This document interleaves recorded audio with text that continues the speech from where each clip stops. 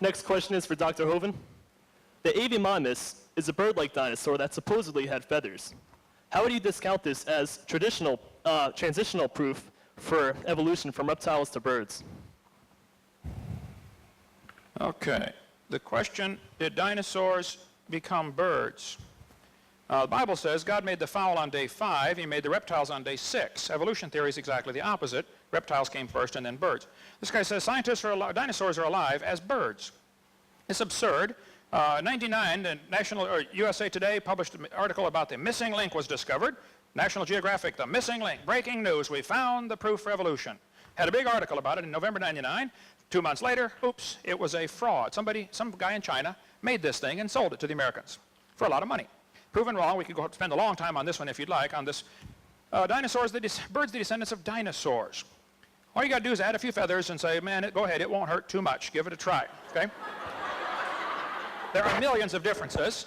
Alan Fiducia is probably one of the world's experts on birds. He believes in evolution strongly, UNC Chapel Hill. He said, paleontologists tried to turn Archaeopteryx into an earthbound feathered dinosaur, but it's not. It's a bird. It's a perching bird.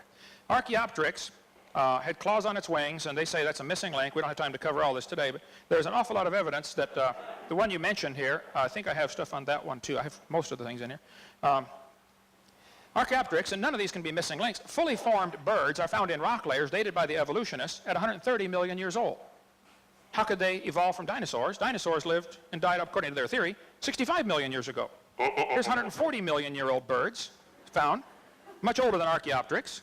Fossil remains of a bird 142 to 137 million years old, so it could not possibly be a descendant. This guy Fiducia says, GeoTimes 96 model, says there are plenty of other reasons to refute the dinosaur-bird connection, says Fiducia. How do you derive birds from a heavy earthbound bipedal reptile that has a deep body, a heavy balancing tail, and 4 shortened limbs? He said biophysically it's impossible. Lungs are totally different. Modern birds are found in layers lower than and with the dinosaurs. Scales and feathers attach differently to the body. They come from different genes on the chromosomes. Birds have a 4-chambered heart. Most reptiles have 3. Birds lay a calcium-covered egg. Reptiles lay generally a leather egg. There simply is no fossil evidence of how a reptile changed to a bird. Now, if you want to believe that, you just enjoy yourself, but that's a religion. Keep it out of our schools, please. Question for Dr. Hoven. The 24-hour day is based on the Earth's orbit around the sun. So how can the first couple of days be 24 hours if the sun and the moon weren't created until the 4th day? Good question. I think the Bible says that God is light, and it says he made light first, and our day starts at midnight when the sun's not even out.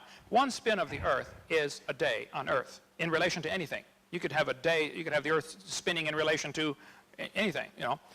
We started at midnight, like I said. So later in Exodus chapter 20, God told his people that I want you to honor the Sabbath because in 6 days the Lord made heaven and earth. And same thing in Exodus 31. Here we have clear examples where God lumped all 6 days together as if they're the same. The sun wasn't there till day 3, or day 4, I understand, but there was light before that, and the earth apparently was spinning before that in relation to that light. That would be a real minor question or problem compared to the evolutionist problem that we all came from a rock 4.6 billion years ago, in my opinion.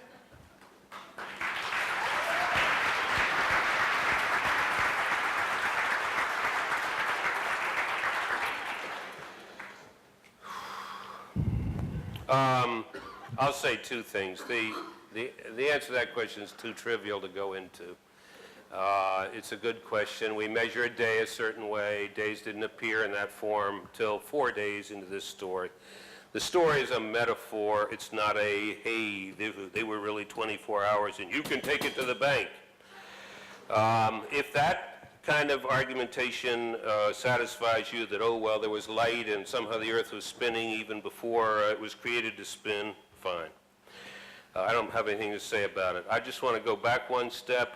I do not believe that Mr. Hoven knows what a mutation is, because he's now shifted his criterion. Now a mutation is something that suddenly in one jump takes you from this species to a brand new species. That's why he's got to have individuals with 2 mutations matching, because that's the only way Mr. Hoven can imagine 2 new species arriving. Just like everything has to happen in an instant in creation, just like the whole paleontological record has to be wrought in a few months of this horrendous flood he's describing. So his only image, his blinkered image of how you can get a new species from another species is a single event in a single generation.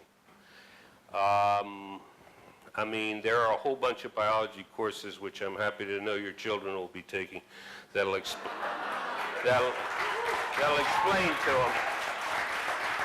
to them how that works.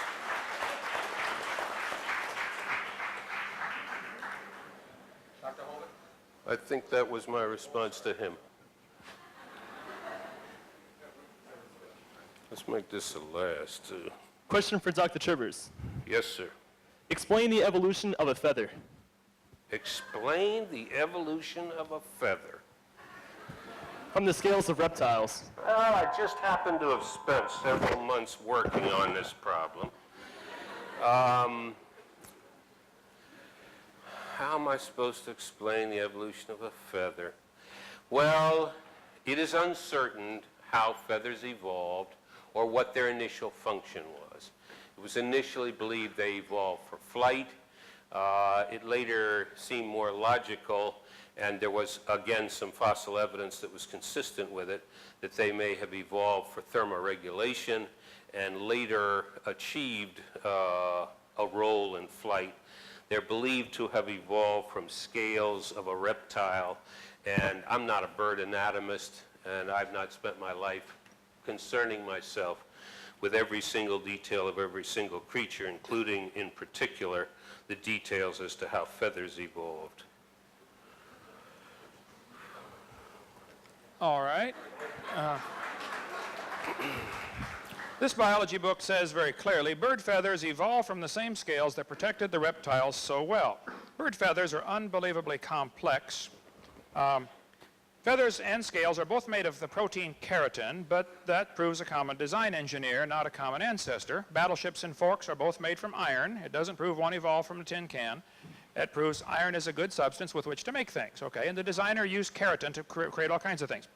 1996, Journal of Evolutionary Biology, volume 9, page 140. Hang on. At the morphological level, feathers are traditionally considered homologous with reptilian scales. However, in development, morphogenesis, gene structure, protein shape and sequence, and filament formation and structure feathers are different. Clearly, feathers provide a unique and outstanding example of evolutionary novelty. Now, the guy still believes in evolution. We'll try to fix that. But he says they are unique. They did not evolve from scales. They're just too different. If somebody wants to believe they did, that's perfectly fine. And if you go back and listen to the tape, you'll see several times he said, well, we believe it might have happened or, could have happened or something like that. That's fine. I don't care what you believe. It's not science. It's a religion. Face it. Admit it. It's a religion. If you want to believe that, great. You teach that at your expense to your kids. Don't teach that at my expense to my kids. That's all. Thank you.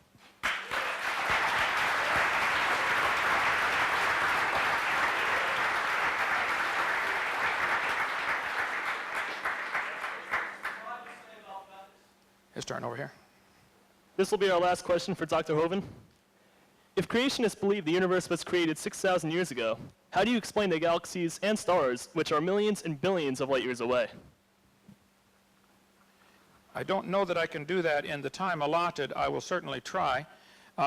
We cannot tell the distance to stars beyond a few light years. I'll show you the problems with that in a hurry here. I wish we had more time. I cover this in great detail on video number 7. Let me get up to, or if you watch, it's on my website too, a long answer to this.